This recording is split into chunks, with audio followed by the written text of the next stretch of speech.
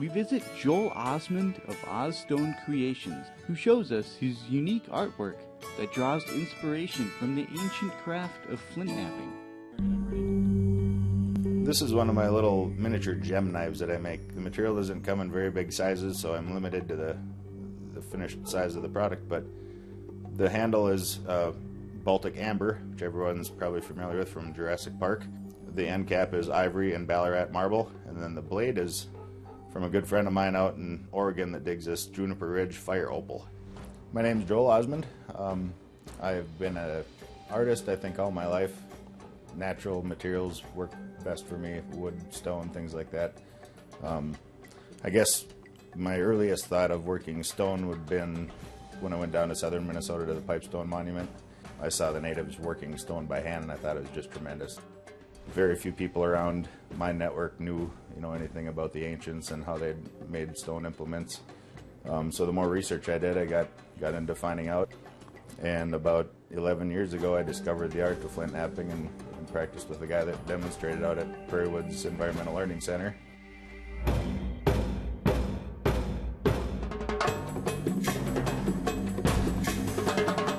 I'll start out just kind of going back to the very beginning of flint knapping. In early days, they would have started with stone or bone implements using this is a moose antler billet. Modern knappers, like myself, prefer to use copper. Well, the reason I like to use copper is because I can get more weight concentrated in a smaller area.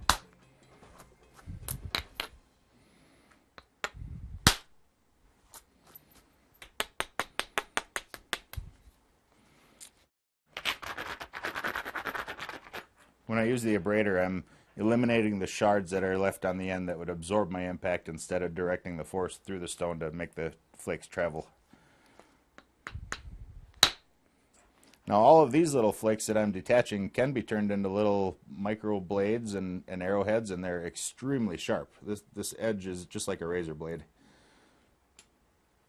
But there's a very simple hand axe right there, just made in a couple of minutes. I've taken the old technology of flint knapping and I've turned it into a modern art. And I've put kind of a new spin on it. Some of my work is real exotic and freaky, and some is, kind of reminiscent of what they may have done back then with bone handles and, a gnarly stone blade on it. I pay a lot of real close attention to angles and my lines and curves and things like that, so it almost looks like it's one piece when I'm done. And that's what I take pride in. That's one of my favorite things to do with stone. Whether it be, stone, antler, wood, whatever I use for handle material. My specialty is making knives, with handles, and none of them represent anything that they would have done back then. This is almost strictly pure art for me. This is one of my more elegant, I guess you would say, streamlined knives, where I want my overall accomplishment is to get them to almost seem as one. The handle is made of Picasso marble from Utah. The blade is made from Pasco coral from Florida. It's been agatized. I actually did this full time for a living for about 6 or 7 years and did all right doing it. I picked a pattern that people liked and stuck with that, and that's what I sold. Now that I don't have to do it to earn a paycheck, I don't have any time constraints. I get to put my whole passion into this, like how it's meant to be, and now I get to do really exciting new projects and do it at my own pace and pedal as fast or slow as I want to do on it and take my time and make it equal the image that's already in my brain when I start these things. Kind of start some of my projects with just an overall design that I'll draw on a piece of paper. This happens to be a two-piece part. I'm going to use antler for this. This is going to be wood, and then all these will be stone blades. Just a fantasy piece. And this is how it's working out so far. I've sculpted in finger grooves. You'll hold it something like this. And all these blades that I've finished will be inset around the perimeter of this knife. I'm just waiting to do the final prep work on this, maybe carve something in the end here. I'm not sure. I'm just taking it as it comes. But that'll be a neat piece when it's all done. This is an example of one of my more bizarre knives. I used a coyote jaw, the lower portion of a coyote jaw. I inlaid a piece of mahogany and carved it in the center. And just for fun, I put some porcupine quills out there. That was a really fun one to do, just using natural elements, components, and coming up with a sculpture like that. So these are examples of preforms or bifaces. Bifacing just means that both faces have been worked.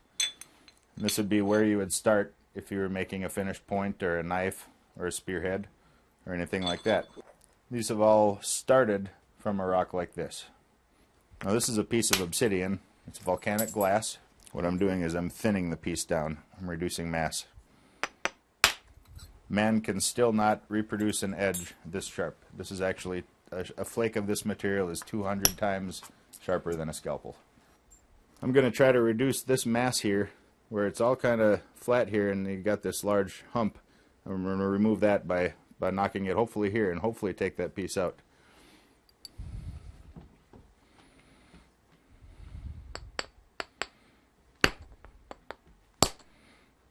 Not big enough. There we go.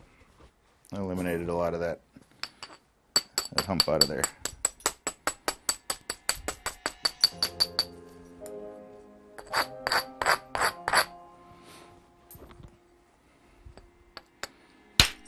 There, and it's gone. This old caveman stuff is fun and all, but you don't get a real refined end object here. It's going to look like something you dug up out of a field. To maximize the use of a lot of these exotic materials I use, like the rainbow obsidian or the opals or things like that, I will actually take whatever size piece I have that I want to conserve. Rather than beating it up like that, I'll bring it out to my saw and actually cut slices out of the stone. That way I can get 5 or 6 blades out of a rock that I'd typically only get 1 blade out of with percussion. I use a series of diamond grinding wheels to work this material down and to carve it into the shape that I'll be using for a handle. These wheels are cooled with water. I have a little tank up here that I fill. It's gravity fed down to each one of my hoods, and each one is a different grit size, so they get from coarse to fine.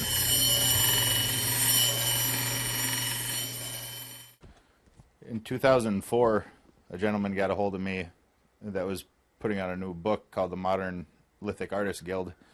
And he asked me to submit some of my work. And so in the volume of 2005, the very first volume they made, I got a page in there. There's some of my older knives that I did back then. The most special project I've ever done, which was a knife with a blade I napped out of gem quality Australian opal. And the handle's made out of lapis lazuli from Afghanistan. Inlaid into that is a piece of boulder opal. Many people associate flint knapping with Native American culture, which is true, but it goes back into Europe. I mean, anybody with opposable thumbs, their ancestor was a flint napper somewhere along the line, and it's been alive longer than steel has been around, so without flint knapping we wouldn't be here today.